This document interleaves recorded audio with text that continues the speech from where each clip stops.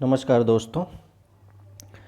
आज हम लोग जिस टॉपिक पर चर्चा करने वाले हैं उसका नाम है भूसन्नति या जियोसिनक्लाइन। अब यहाँ पे जो भूसन्नति का कॉन्सेप्ट है या जो इसकी संकल्पना है वो बहुत हद तक पर्वत निर्माण से भी जुड़ी हुई है, तो इसी पे हम लोग विस्तार से अभी चर्चा करेंगे। सबसे पहले हम ये देखते हैं कि जियोसिनक्लाइन है क्या। What is geosyncline? जैसा कि आप लोगों को पता है कि कभी भी फोल्डेड माउंटेन का निर्माण होता है या कभी भी दो साइड से अगर संकुचन बल लगता है तो अगर भूपटल में मुड़ाव होता है तो एक आकृति बनती है जो उठी हुई होती है, उसको लहरनुमा आकृति। उठी हुई पार्ट को अपनति कहते हैं और नीचे वाले पार्ट को अभिनति कहते हैं। मतलब उठा हुआ पार्ट जो कि तरंग में हम लोगों का शीर्ष होता है उसको ज्योग्राफी में हम कह सकते हैं कि वो अपनति है या एंटीक्लाइन है, और जो गर्त होता है वो सिनक्लाइन है, अभिनति है। तो इसी आधार पे भूपरपट्टी में जो बृहद गर्त या द्रोणी या सैकड़ों किलोमीटर तक फैली एक गहरी खाई यानी कि धंसा हुआ, जिसका तल दोनों किनारों की भूसंहतियों से अपर्दित मलबे के निक्षेपण के कारण धीरे धीरे धंसता जाता है। या सिंपल शब्दों में हम कह सकते हैं कि भूसन्नति का तात्पर्य वैसे स्थलाकृति से है जो लंबा है, संकरा है और छिछला है और जलीय क्षेत्र है। जैसे आप देख पा रहे होंगे इस फिगर में कि ऊपर जो है समुद्र तल दिखा रहा है, उसके बाद पानी है और नीचे का एक बेसिन नुमा स्थलाकृति है। बेसिन जो आप घरों वगैरह में भी देखते हैं, वॉश बेसिन, बेसिन नुमा स्थलाकृति है और वो जो है उसमें मलबा निक्षेपित हो रहा है। तो क्या होगा, बीच में उसका पार ज़्यादा होगा तो उससे दबाव उत्पन्न होता है और साइड से वो फिर संकुचन होगा। तो इस तरह की जो स्थलाकृति बनती है उसी को कहा जाता है भूसन्नति या जियोसिनक्लाइन। चूँकि ये एक छिछला बेसिन नुमा आकृति है, अभिनति तरह की आकृति है, इसलिए ये सिनक्लाइन है, और चूंकि ये पृथ्वी से संबंधित है तो जियोसिनक्लाइन है। अगर हम बात करते हैं इसकी संकल्पना का, तो सबसे पहले जियोसिनक्लाइन कॉन्सेप्ट जो है वो शुरू किया था हॉल एंड डाना ने। हॉल एंड डाना ने सबसे पहले इसको शुरू किया था।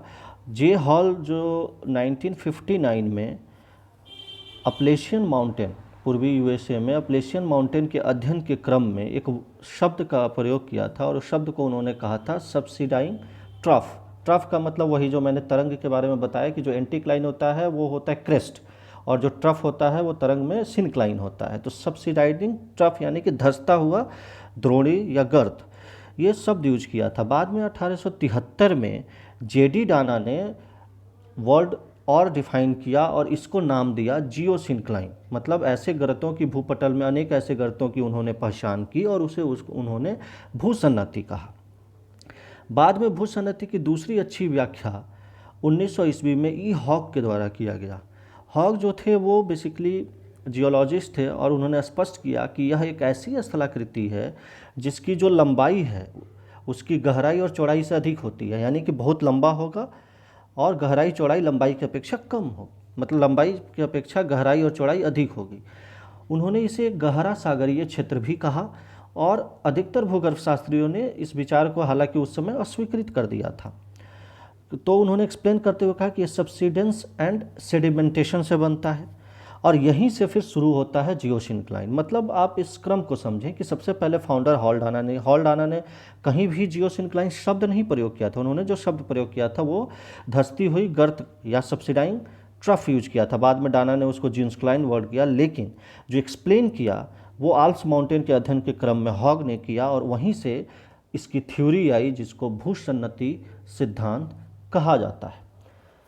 ये फिगर से आप समझ सकते हैं कि कालांतर में 1935-40 के दौरान, मतलब हॉग ने जब थ्योरी ऑफ जियोसिनक्लाइन स्पष्ट कर दिया उसके बाद एच स्टील जो थे उन्होंने अपना अध्ययन और अनुसंधान, उनका एरिया ही था जियोसिनक्लाइन, उन्होंने अपने अनुसंधान के दौरान उन्होंने भूपटल को दो भाग में बांट दिया। पहले भाग को कहा क्रेटॉन और दूसरे भाग को कहा ऑर्थो जियोसिनक्लाइन।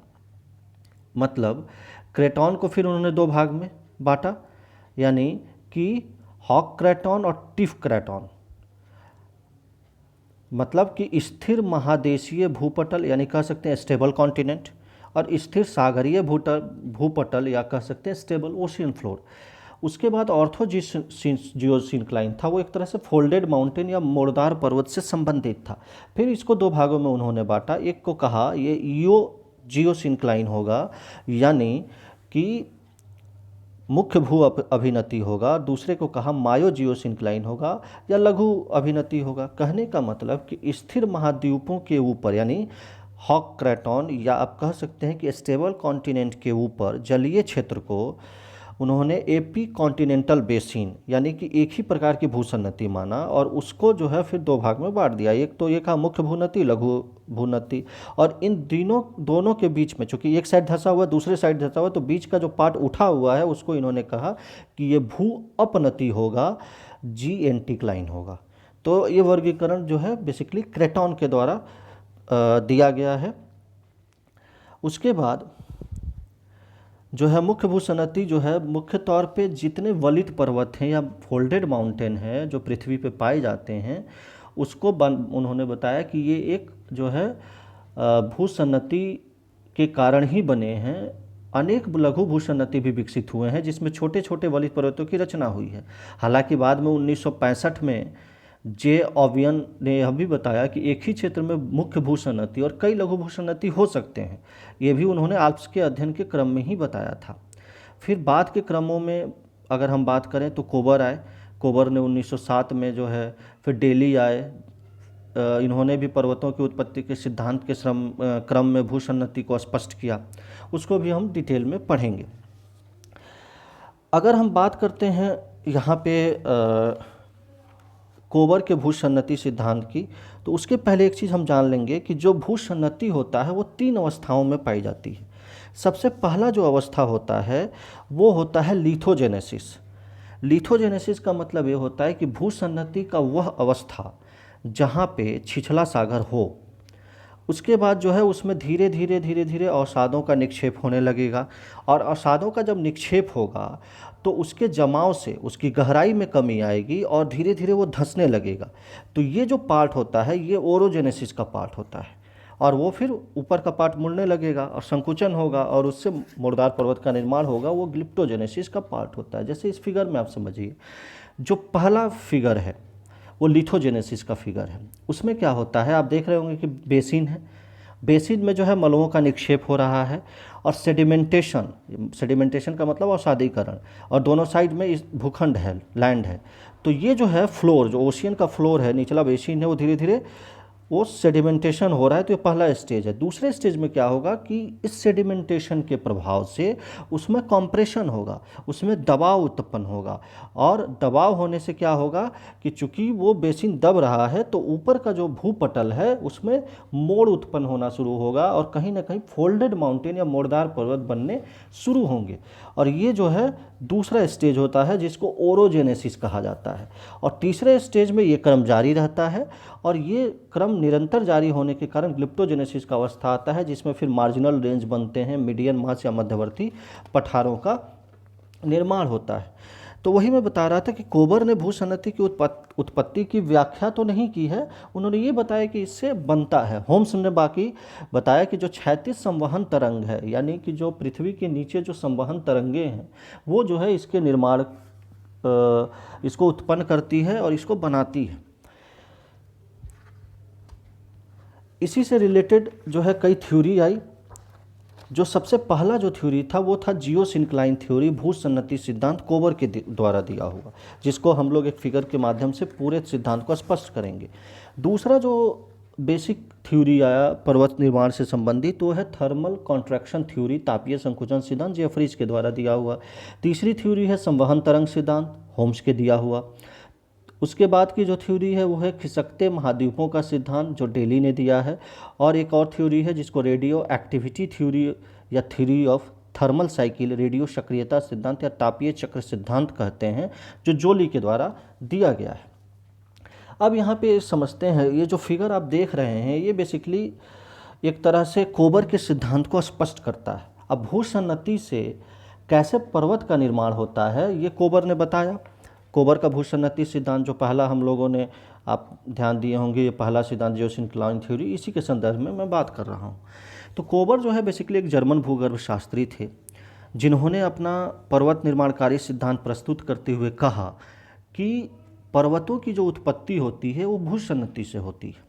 ये एक संकुचनवादी विचारधारा था। संकुचनवादी इन द सेंस कि कॉम्प्रेशनल थ्योरी पे आधारित था, जिन्होंने मुर्दार पर्वतों को भूपटल में संकुचन को बताया। और बताया उन्होंने 3 मान्यताएं थीं। जो पहली मान्यता इन्होंने ये बताया कि पर्वत की उत्पत्ति के पहले उसी जगह पर जहाँ पर्वत बना है उसी जगह पर भूसन्नति या छिछले सागर का होना जरूरी है। पहला कि जहाँ पे पर्वत बना है वहाँ पे छिछले सागर का होना जरूरी है। दूसरा इन्होंने जो बताया मान्यता कि भूसन्नति में नदियाँ द्वारा सदैव औषधि पदार्थों का निक्षेपण होगा, जिसको हम सेडिमेंटेशन कहते हैं, होगा। और उस जमाव से न केवल भूसन्नति के गहराई में कमी आएगी बल्कि भूसन्नति में धंसान भी होगा, यानी कि अवसाद ज़्यादा बढ़ते जाएगा तो उसमें धंसान की प्रक्रिया भी होगी। जो इनकी तीसरी मान्यता थी, उन्होंने बताया उसमें कि भूसन्नति में जब धंसान की क्रिया होना शुरू हो जाएगा तो उस क्रिया से चट्टानों में संकुचन होगा और इस संकुचन से भूसन्नति के जो निक्षेपित मलबे हैं वो मुर्दार पर्वत में बदल जाएंगे। मतलब कि भूसन्नति का मलबा ही मुर्दार पर्वत में बदलेगा, सभी मलबे परिवर्तित नहीं होंगे। यहाँ ध्यान देने वाली बात है, जैसे आप इस फिगर में देख रहे होंगे कि ये जो पार्ट है आपका जियोसिंक्लाइन वाला, यहाँ पे क्या होता है कि अवसादीकरण होते जाएगा। जब दबाव होगा तो ये दोनों साइड से जो है आपका मुड़ना शुरू होगा और मुड़ने से क्या होगा, ये इसमें मुर्दार पर्वत का निर्माण होगा। यानी कि भूसन्नति के 2 किनारे वाले मलबे सबसे पहले मुड़ के पर्वत बन जाएंगे। अब 2 किनारे वाले मलबे पर्वत बन जाएंगे तो बीच का जो पार्ट है वो तो फ्लैट रह जाएगा और इसी को इन्होंने कहा कि वहाँ पे जो है वो क्या होगा, मध्यवर्ती पठार का निर्माण होगा, जिसको इन्होंने मीडियन मास कहा। यानी कि इन्होंने 3 अवस्था बताया। पहली अवस्था क्या थी, भूसन्नति के निक्षेप की अवस्था, दूसरी अवस्था पर्वत के निर्माण की अवस्था और तीसरी अवस्था भूसंतुलन की अवस्था। यानी कि जो हम लोगों ने थोड़ी देर पहले ये 3 अवस्थाएं पढ़ी थी तो यही चीज़ थी। भूसन्नति के निक्षेप की अवस्था पहला फिगर, दूसरा फिगर क्या बता रहा है, पर्वत निर्माण की अवस्था, और तीसरा फिगर क्या बता रहा है, भूसंतुलन की अवस्था। अब यहाँ पे जो इन्होंने बताया, उन्होंने क्या कहा कि पहले भूसन्नति के अंतर्गत मलबों का निक्षेप होगा, निक्षेपित मलबों के दबाव से स्थलीय चट्टानों में सिकुड़न आता है। इसके बाद पर्वत निर्माण की वास्तविक अवस्था की शुरुआत होती है। सिकुड़ने से निक्षेपित परतदार चट्टानों पर दबाव पड़ता है, इससे मोड़ की क्रिया होती है और चूंकि ये मोड़ जो होता है वो दोनों किनारों पे सबसे अधिक होता है और बीच का चट्टान क्षैतिज रूप से ऊपर आता है। और तीसरी अवस्था जो थी वो संतुलन की अवस्था थी। इसमें क्या होता है कि कहीं खड़ी चट्टान में धंसाव होता है तो कहीं उत्थान होता है और अंततः संतुलन स्थापित हो जाता है। अब यहाँ पे आप देख रहे होंगे कि ऊपर की जो फिगर है यहाँ पे वो उदाहरण हिमालय के बारे में बताया गया है कि बीच में जो है टेथी सागर हुआ करता था जो जियोसिंक्लाइन का काम किया। दोनों साइड में कहीं ना कहीं जो है दबाव होना शुरू हुआ, जियोसिंक्लाइन ज़्यादा हुआ तो दबाव शुरू हुआ। जब दबाव शुरू हुआ तो बीच का पार्ट वो तिब्बत के पठार में बदला और साइड में जो है दोनों साइड में वो मोड़ हुआ और वो मोड़ से 2 पर्वत का निर्माण हुआ। एक जो है वो बना हिमालय पर्वत, दूसरे तरफ क्युनलुन पर्वत, और ये बीच में जो है मीडियन मास का निर्माण हुआ।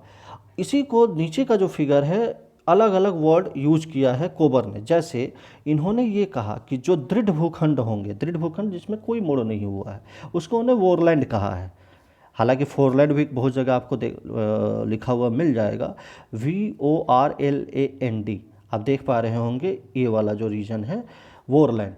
उसके बाद कहा कि जहाँ मुर्दार पर्वत होगा, ये वाला रीजन, ये और ये दोनों, या इन्होंने इसको कहा कि ये रैंडकेटन है। रैंडकेटन यानी कि जो मुर्दार पर्वत का निर्माण हुआ है। और जो बीच में जो स्वाशीन वर्ग है, हालांकि जेड से लिखा हुआ है, सब जर्मन वर्ड है, स्वाशीन वर्ग है वो है मीडियन मास या मध्यवर्ती पर्वत। तो हम लोगों ने देखा कि इन्होंने स्पष्ट किया कि 2 अग्रदेश होगा। अग्रदेश का मतलब जो स्थिर भूखंड होगा उसको फोरलैंड कहा, वोरलैंड कहा, फिर रैंडकेटन जहाँ मोड़ हो रहा है, और स्वाशीन वर्ग जो मीडियन मास है। तो इस आधार पर इन्होंने अपने सिद्धांत को बताया कि कैसे भूसन्नति से जियोसिंक्लाइन से पर्वत का निर्माण होता है। हालांकि यह हिमालय की उत्पत्ति को तो स्पष्ट करता है, लेकिन इसकी आलोचना एक और भी की जाती है कि जब रॉकी और एंडीज की हम बात करते हैं तो ये असमर्थ है उसको बताने में।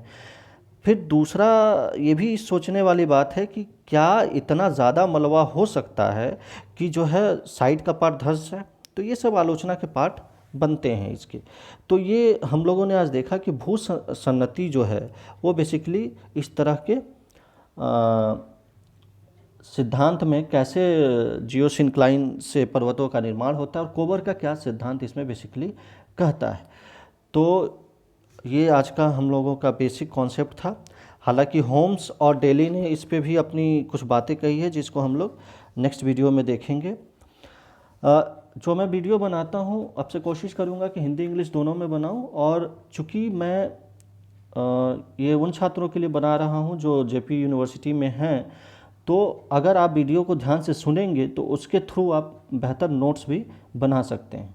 तो अभी हम लोगों ने जो देखा वो यही था कि भू सन्नति का सिद्धांत क्या है और उससे पर्वतों का निर्माण कैसे होता है अकॉर्डिंग टू कोबर। तो आज के लिए इतना ही। नेक्स्ट वीडियो में हम लोग पर्वत निर्माण के अन्य सिद्धांतों की चर्चा करेंगे। बहुत बहुत धन्यवाद। आपका दिन शुभ हो। स्वस्थ रहिए, खुश रहिए।